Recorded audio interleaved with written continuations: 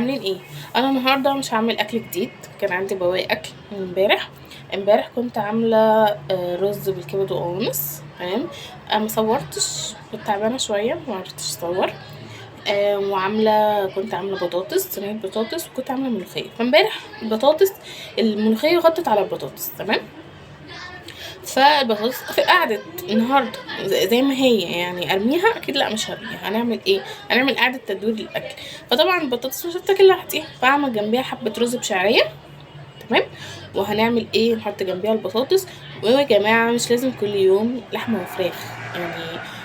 امبارح كنا عاملين لحمه، النهارده هنعمل؟ اكيد لا، يعني يوم كده ويوم كده عشان الحال والدنيا، والحمد لله على كل حال.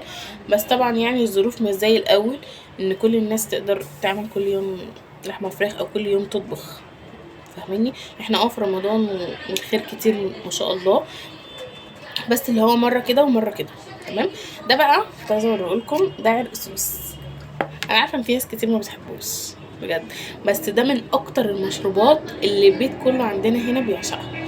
بنستنى رمضان مخصوص علشان ناكلها. سوري عشان نشربها. بجد انا عايزاكم بقى تقولوا لي ايه مشروبكم المفضل في رمضان. انا مشروبي المفضل عرق سوس. احنا والبيت كله. انا كنت اللي بشوف الناس كلها بجد بتكره العرق سوس بقعد اضحك، اللي هو احنا اصلا بنتخانق عليه هنا. يعني احنا بنعمل ازايز مثلا 3 ازايز او كده، نحطهم في الفريزر ونشربهم ساقعين. تمام. بناخد هنا نتخانق عليه انا واخواتي. انا بقى عايزه هنا اعمل العرقسوس قدامكم لمحبين العرقسوس. بجد اللي ما جربوش يجربوا، والله طعمه حلو، ادوله فرصه. يعني هو عشان اول مره بس كده، وبعد كده خلاص بيبقى ادمان، بتعود عليه. بس هو خطير خطير رهيب، بعشقه. انا النهارده مبسوطه جدا ان ماما عملته لنا من الصبح، ونحطه في الشمس. تمام. هو ما بتعملش اي حاجه غير كربوناته وميه. تمام. وما بتعملش بيه اي حاجه تاني، نحطه في الشمس حبه، وبعد كده نروح سايبينه بقى بعد ما ينشف نعمله بقى ايه. هوريكم هنعمله ازاي.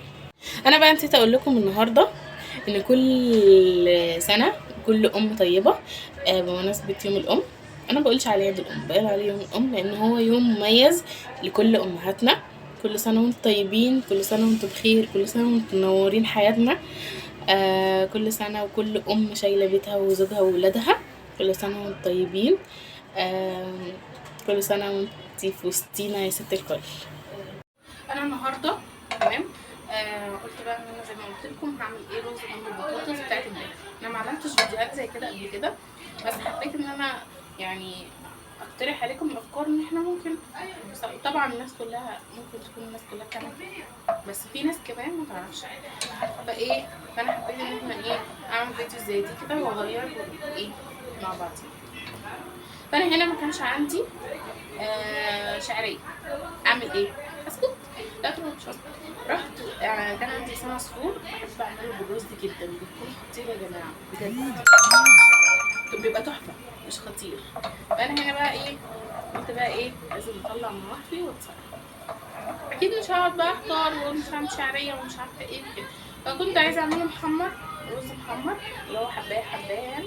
بعد كده رجعت قلت لا، يعني اغلبيتهم مش بيحبوا غير بابا بس. ماشي. فاعمله بلسان عصفور. هنا بقى حطيت الزبده والزيت. تمام. وهجيب بقى لسان عصفور.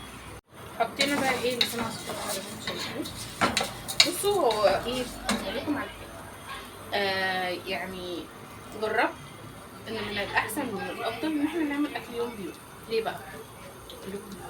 علشان خاطر كل الناس بتحب تاكل على الصيام اكل طازه مش باين. تمام.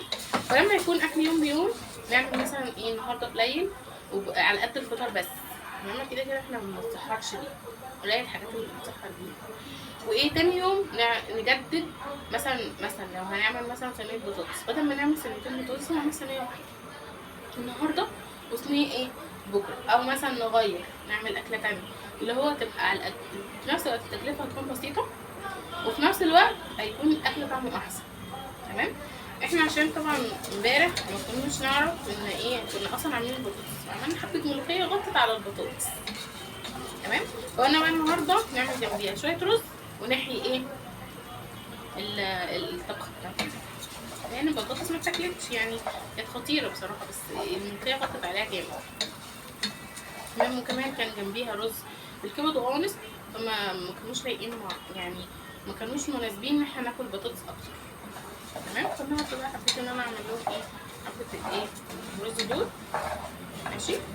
اعملهم واحمرهم واحطهم على النار، وبعد كده هسخن ايه البطاطس في الفرن، واروح اعمل معاكم الصوص التحفه الرهيب اللي بموت فيه. انا هنا بقى ايه شطبت الرز وهنقله على نار تانية عشان اسخن ايه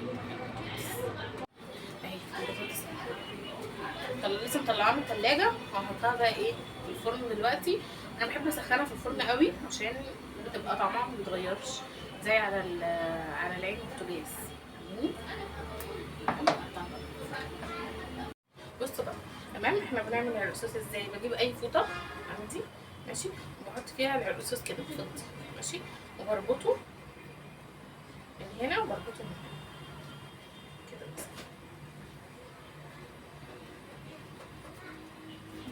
بس اهم حاجه بربطه كويس. بجيب بقى اي حله كبيره. تمام. عشان انا هعمله على اساستين او ممكن يعمل 3 معايا عشان ساعات بيبقى تقيل. بجيب حله كبيره احط فيها ميه، يفضل ان يكون ميه ساقعه، بس انا ما عنديش ميه ساقعه حطيت ميه هنا، وانزل بقى بالفوطه دي كده فيه ماشي، واسيبها بقى كده يعني ساعه ساعتين لحد ما ايه يعمل ميه. شايفين بقى طبق السلطه القمر ده؟ كنت بقى عايزه اقول لكم على حاجه. تمام. انا عايزه اعمل سلسله جديده. مش سلسله جديده يعني، بس عايزه اعمل حاجه اللي هو في كل فيديوز اقول فزوره اسلاميه بقى او عاميه. تمام. ودولوا لي الاجابه بتاعتها في الكومنتات، وهختار 2 من الكومنتات اللي مجاوبين صح. تمام. وليهم مكافاه. فعايزاكم بقى كده تتفاعلوا معايا لو عجبكم الموضوع ان انا اعمل الموضوع ده. تشجعوني كده وايه وتدعموني بقى عشان ايه انفذ الفكره اللي في دماغي. عايزاكم بقى تشجعوني في الفكره اللي قلت لكم عليها دي، لو عجبتكم قولوا لي وانا انفذها فورا. ده بقى العرقسوس. شايفين لونه بقى بيبتدي ينزل زي ما انتم شايفين، اسهل حاجه بتتعمل. هو مشكلته بس ان هو بيتحط في الشمس، بس هو سهل جدا جدا جدا جدا فوق ما تتخيل. تعالوا بقى نروح نشوف. تعالوا بقى اوريكم الرز. بسم الله. شايفين الجمال بجد؟ باللسان عصفور بيبقى خطير يعني، بيبقى زي الشعريه. مش عارفه في ناس بتعمله كده ولا لا، بس بيبقى جميل جدا. شايفين الفلفل ازاي بيبقى قمر.